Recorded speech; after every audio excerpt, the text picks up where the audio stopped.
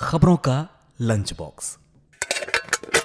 नमस्कार, आदाब, सत श्री अकाल। रेडियो मननाइन पर आपका बहुत बहुत स्वागत है। मैं हूं आपके साथ अभिषेक गुप्ता और आप सुन रहे हैं खबरों का लंच बॉक्स।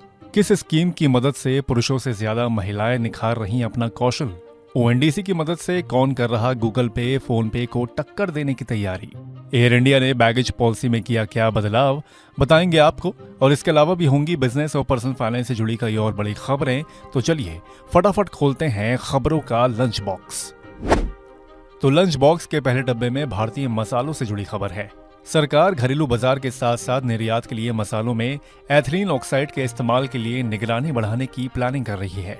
एथिलीन ऑक्साइड एक तरह का पेस्टिसाइड है जिसका इस्तेमाल निर्धारित सीमा से ज्यादा किए जाने पर कैंसर होने का खतरा बताया जाता है। फिलहाल घरेलू खपत वाले मसालों के लिए एथिलीन ऑक्साइड के इस्तेमाल की परमिशन नहीं है, मगर एक्सपोर्ट के लिए और अंतर्राष्ट्रीय बाजार में बेचने के लिए निर्धारित सीमा के दायरे में इसका इस्तेमाल किया जा सकता है।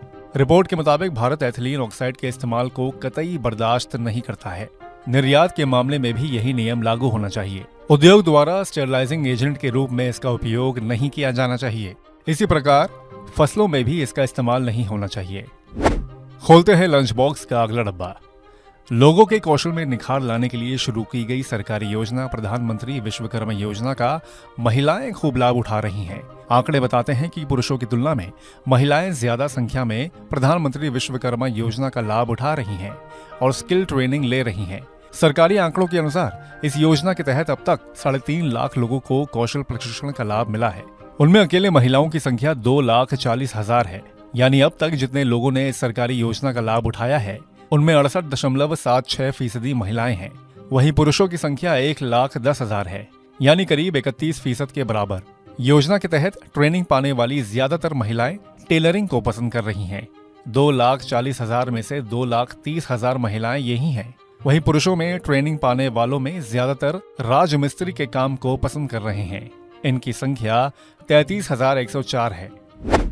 अब देखते हैं कि लंच बॉक्स के अगले डब्बे में क्या है। ओएनडीसी की मदद से अब भीम ऐप गूगल पे और फोन पे को टक्कर देने की तैयारी में है। अपने कस्टमर बेस को बढ़ाने के लिए भीम ई कॉमर्स सेक्टर पर ओएनडीसी के रास्ते दखल देगा। ये पेमेंट ऐप अब कई तरह के प्रोडक्ट और सर्विसेज ऑफर करेगा। इनमें फूड, बेवरेज, ग्रोसरी, फैशन और अपैरल जैसे प्रोडक्ट्स भी शामिल होंगे। ओएनडीसी के लिए भीम एक अलग डिवीजन तैयार कर रहा है। ये डिवीजन ई कॉमर्स सेक्टर के लिए अलग अलग तरह के ऑफर तैयार करने का काम करेगी। गूगल पे और फोन पे दोनों का डिजिटल पेमेंट स्पेस में 85% हिस्सा है। एक्सपर्ट्स का मानना है कि नई पार्टनरशिप के साथ भीम का इस्तेमाल बढ़ने की उम्मीद है। खोलते हैं लंच बॉक्स का अगला डब्बा। एफएसएसएआई ने उन सभी मीडिया रिपोर्ट्स का खंडन किया है जिसमें यह दावा किया जा रहा था कि भारतीय फूड कंट्रोलर जड़ी बूटियों और मसालों में तय मानक से 10 गुना ज्यादा कीटनाशक दिलाने की इजाजत देता है। एफएसएसएआई ने एक प्रेस रिलीज जारी कर बताया है कि इस तरह की सभी खबरें झूठी और बेबुनियाद हैं। भारत में मैक्सिमम रेसिड्यू लेवल यानी कि MRL यानी कीटनाशक मिलाने की लिमिट दुनिया भर में सबसे कड़े मानकों में से एक है। कीटनाशकों में MRL उनके रिस्क के आकलन के आधार पर अलग अलग फूड मटेरियल के लिए अलग अलग तय किए जाते हैं। अब अगली खबर हवाई सफर करने वालों के लिए है।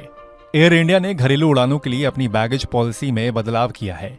भारतीय एयरलाइन की नई पॉलिसी के अनुसार कंपनी की डोमेस्टिक फ्लाइट में मिनिमम किराए वाली कैटेगरी में अब एक पैसेंजर 15 किलो तक का सामान ही फ्री में ले जा सकेंगे। पहले कैबिन में 20 किलो तक का सामान ले जाने की लिमिट थी। एयरलाइन ने इसके अलावा दूसरी कैटेगरी में भी बदलाव किए हैं। नई पॉलिसी 2 मई से लागू कर दी गई है। कंपनी ने पिछले साल अगस्त में एक मेन्यू बेस्ड प्राइस मॉडल बनाया था। इसमें 3 कैटेगरी बनाई थी जिसमें कंफर्ट, कंफर्ट प्लस और फ्लेक्स फेयर फैमिली शामिल है। इसी के साथ हम लोग आ गए हैं लंच बॉक्स के आखिरी डब्बे में। सरकार ने प्याज के एक्सपोर्ट से शनिवार को बैन हटा दिया। हालांकि इसके लिए MAP $550 यानी करीब 45,800 रुपए प्रति मीट्रिक टन तय कर दी गई है। यानी जो प्याज एक्सपोर्ट किया जाएगा उसकी मिनिमम कीमत 45,800 रुपए प्रति मीट्रिक टन होना जरूरी है।